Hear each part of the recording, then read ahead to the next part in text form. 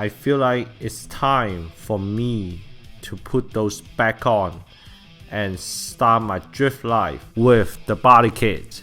Hey guys, welcome to the 9th episode of my drift life. Today we're gonna explain how to build your low profile drifting car practically and make sure it is easy enough for you to use in a drift event. And I'm also gonna give you guys some update over this month. How do I prepare for my next event to make my car better performs over the next event? So my car has been naked since I first start drifting. Why I say that? Because I have been taking out all my body kits, including the front bumper, the wheel bumper, and the side skirts, because I want to get more ground clearance just in case I get out of the track. Then I don't need to scratch or damage those body kits. But it feels like it's always missing something, right? Because I want a good looking while we drifting, right? So first, as you can see, we paint my bumper to match with the car color, and the color is very simple because the previous owner is only using the primer with the coating spray paint to paint it.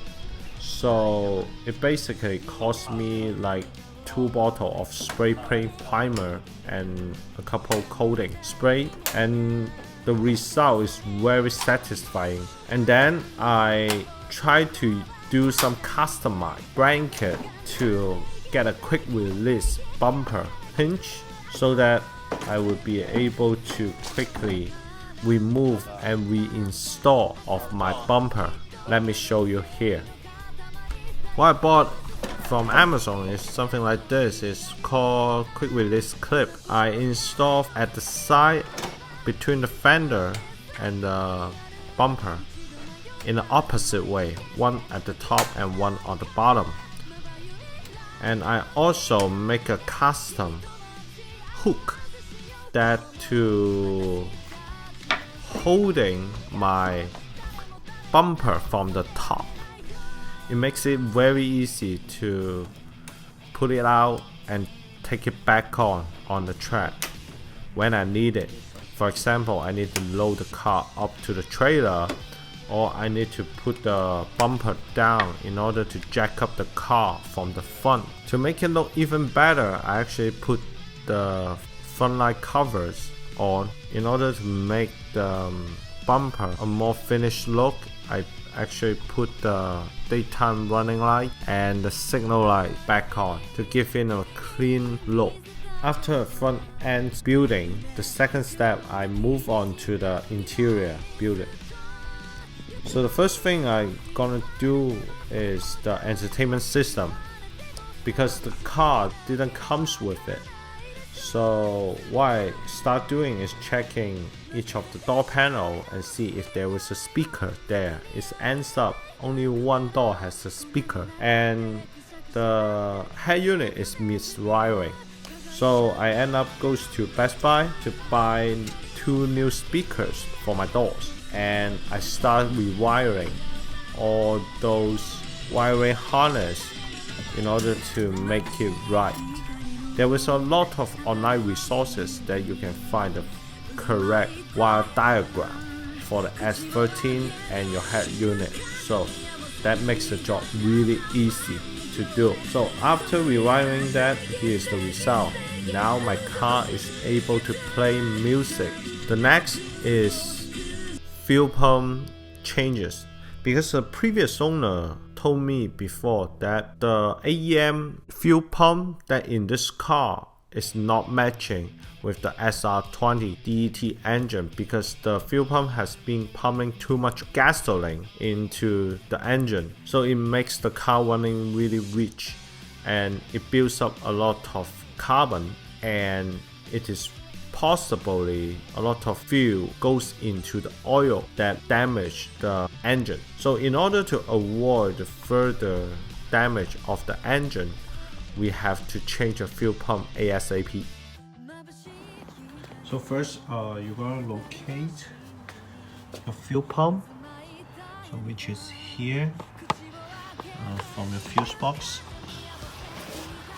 and then you take out the fuse. This is here, this one. So take it out. And then you go to your car and start up till it runs out of gases. Because the fuel pump is off, so they're gonna clean up the field inside the fuel light.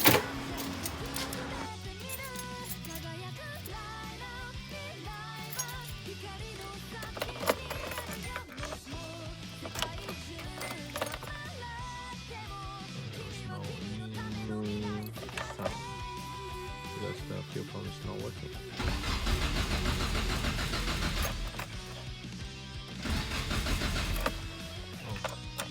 So there's no fuel inside.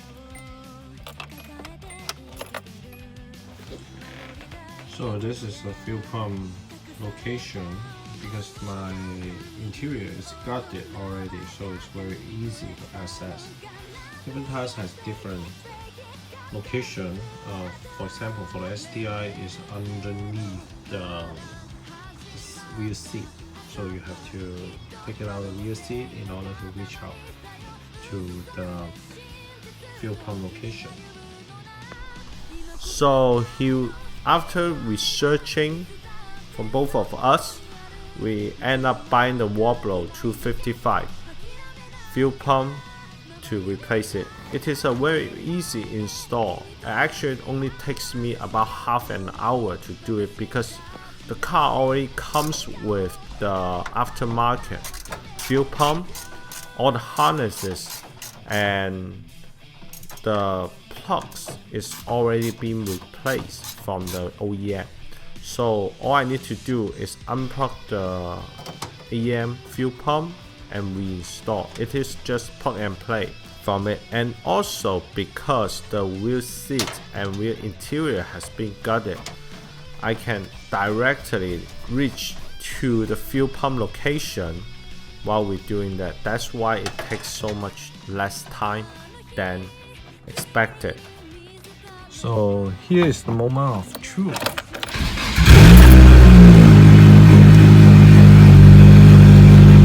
Alright, it works.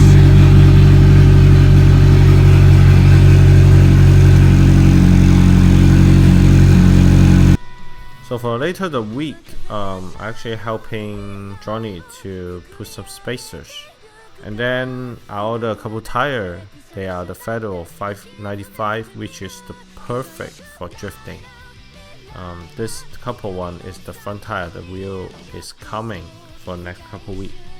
In order to prepare the low profile cars on the track and loading onto the trailer, I actually built the upgraded ramp, which has a couple wood studs underneath to have a higher ground in order to put the car smoother onto the trailer without scratching. And also I buy a new low profile jack in order to put it underneath from the back. And the rest of the time we're just going around and taking photos for the cars. Here is some of the shots. That's all for today's video. Hope you guys enjoy it. Like it if you like it.